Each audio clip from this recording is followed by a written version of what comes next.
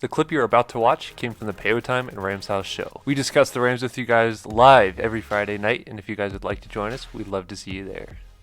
If you guys are new to the show, welcome in first off. We are going to get into Over Rams Action, our segment this week, and it's basically just kind of a play off of what Rich Eisen does with his Overreaction Monday segment with Chris Brockman. Basically, potential hot takes being pitched to both Payo Time and Rams Showcase, and you guys in the chat.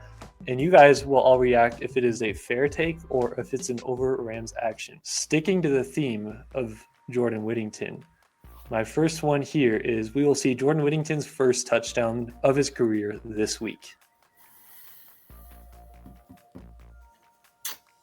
I'm gonna say over Rams action.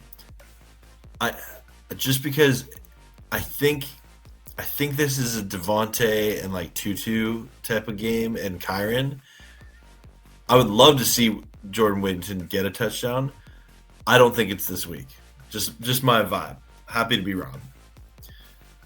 I'm kind of feeling the same way. I don't think it's impossible. Obviously, it's not impossible, but it feels like a situation where he's going to get to like the 3 and then Kyron's going to run it in. You know, Yeah. it's like kind of how I feel about that. So I don't know. I love this comment. Yeah, normal Rams. That's exactly how I'm very like, much. That's hilarious. I don't know why going into this game, like, I don't know. We'll see if a touchdown happens. I feel like Whittington is going to have the big game. Maybe Atwell has the big play of like 70 yards down the field. Like that makes total sense with what he can do to a defense.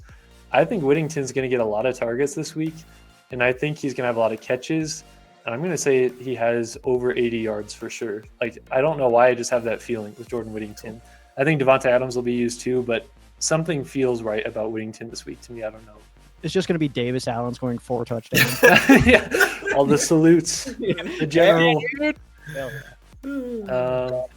He says it's not reasonable, but it won't come in the unreasonable, but it won't come in the red zone. I think so. We could see an explosive play then, and then I see Whittington being used on the screens and short, a bunch of formation stuff. Puka runs a lot. That's the thing for me. I think Whittington is going to slide right into that Puka role.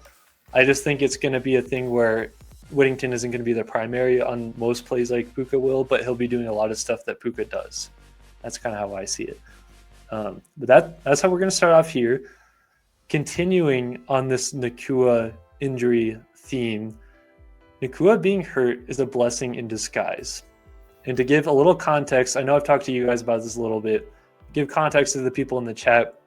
I'm saying this is a blessing in disguise because it gives Devontae Adams and Matthew Stafford time to work up their chemistry things, some of the woes that they've had this season, get on the same page a little bit more.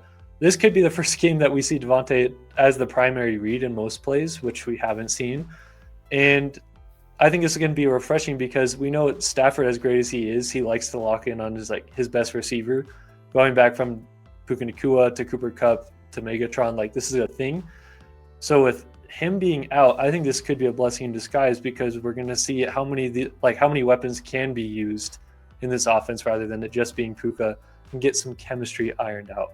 Is that an over Rams action, or what do you guys think? Dude, not at all, man. We're about to Paula Abdul this week. We're just going to take a quick step back, man, with Puka being out, but it's for the benefit of the rest of the season. It's like if you had to pick one game for Puka to be out, kind of just pick a 6:30 a.m. kickoff London game, right? I mean, that's the one you would choose if you had to, right before the bye week. So I think it's kind of perfect situation for the rest of the team to need to gain some chemistry and confidence as well. I mean, Tutu, Jordan, X, Momp, these guys are, I don't want to say they're not confident right now in their abilities, but I think that it will be something where we can look back. We'll be looking back in weeks 15, 16, 17, be like, oh man, but if Puka wasn't hurt against the Jags, maybe this doesn't happen. You know, I really feel that way. So obviously we want Puka Nacua to be out on the football field, but we're playing the cards we are dealt. And I think that ultimately come December, January time, this will be a bit of a good thing. Yeah, no, I definitely agree with that. I think that when you the term blessing in disguise, when you think Nacua not being in the game, blessing in disguise, like that doesn't register right away. But then when you think of, like we just talked about earlier in the show, this Rams wide receiving core that has probably the most depth it's had in at least the McVay era.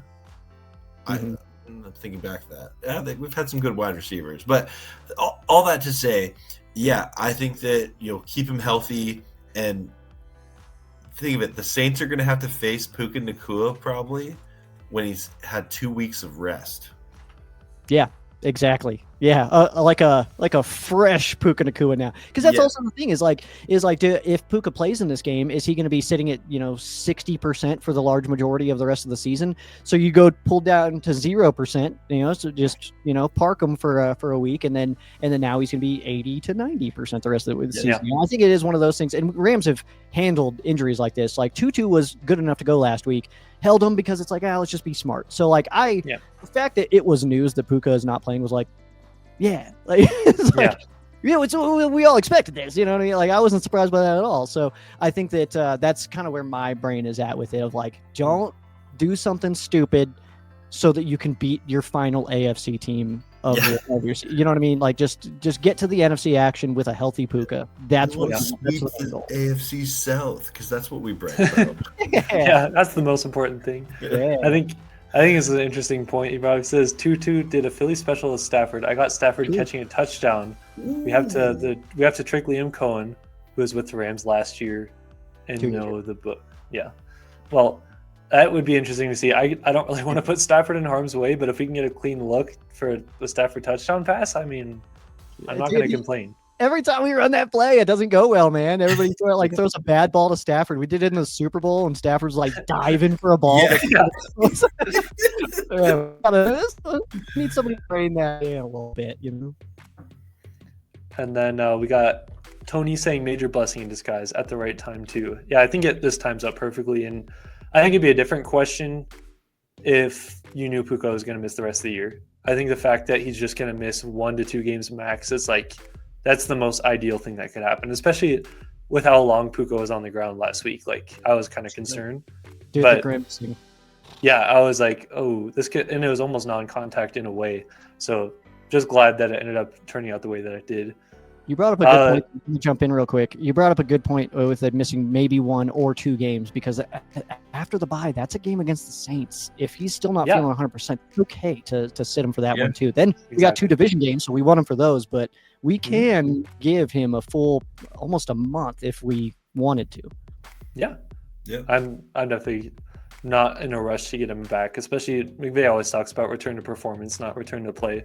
And I'm so with that, especially with a guy like Puka Nacua. You don't want him playing banged up.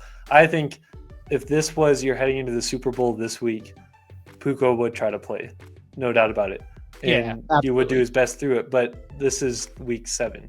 So you don't need to rush a guy. And it's against an AFC team. It's not divisional. There's so many factors where I think this is the right time.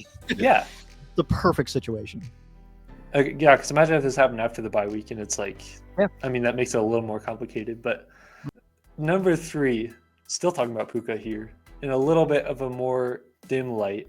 With Puka's injury, it is now confirmed he will not get 2,000 receiving yards this year. He was on pace for this for a while. People were talking about it. Do you guys think with him being hurt, he no longer has that chance to get 2,000 yards? I don't think it was ever going to happen, man. I don't know.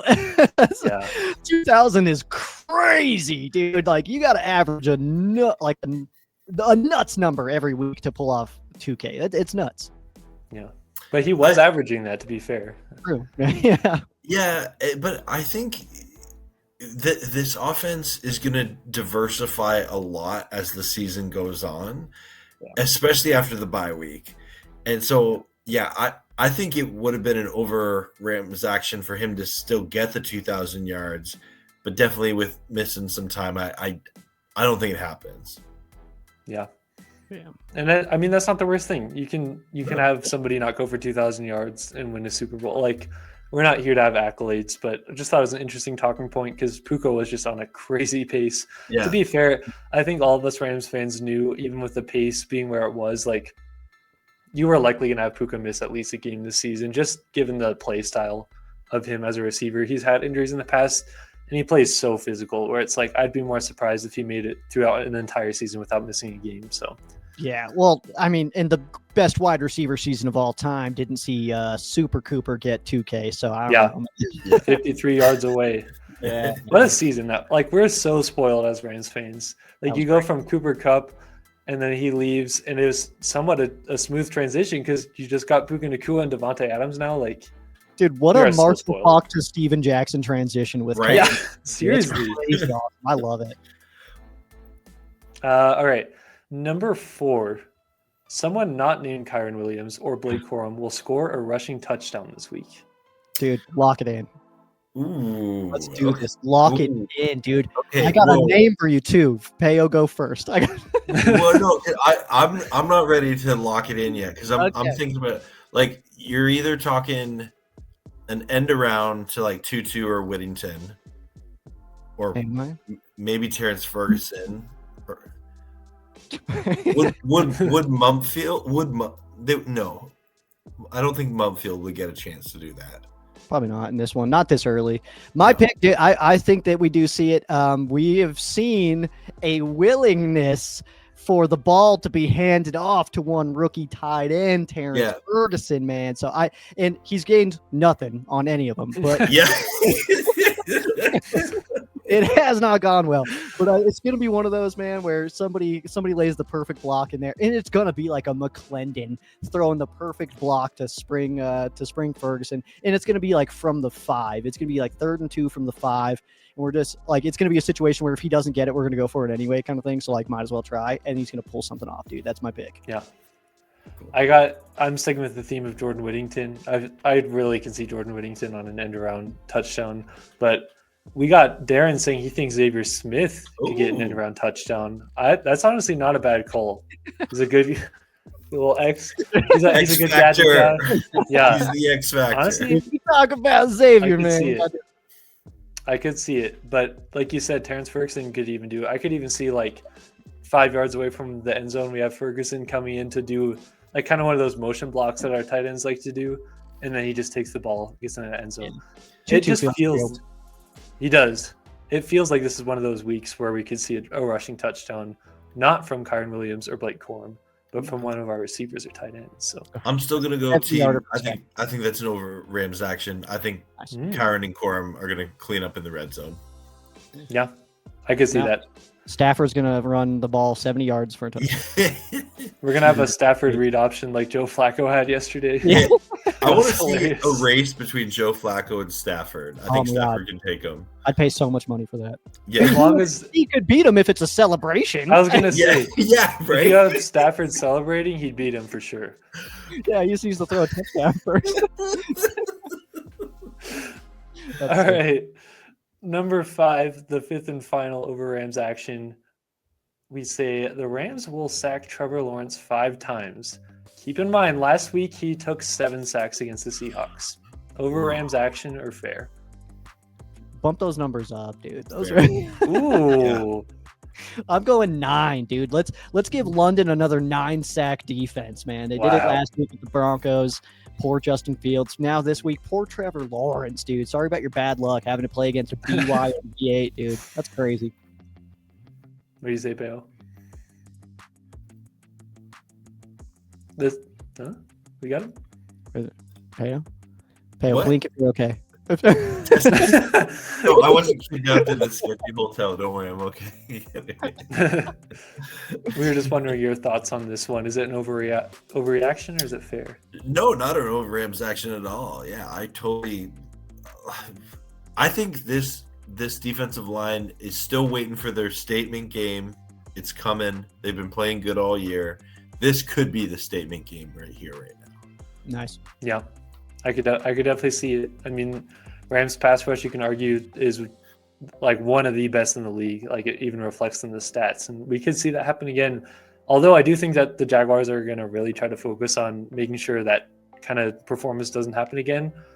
But if the Rams can get up on them and force them to have to pass the ball more, that only gives you more opportunities to get some sacks. And who knows, maybe we get our first Braden Fisk sack this week. Ooh. That's what I'm kind of looking at.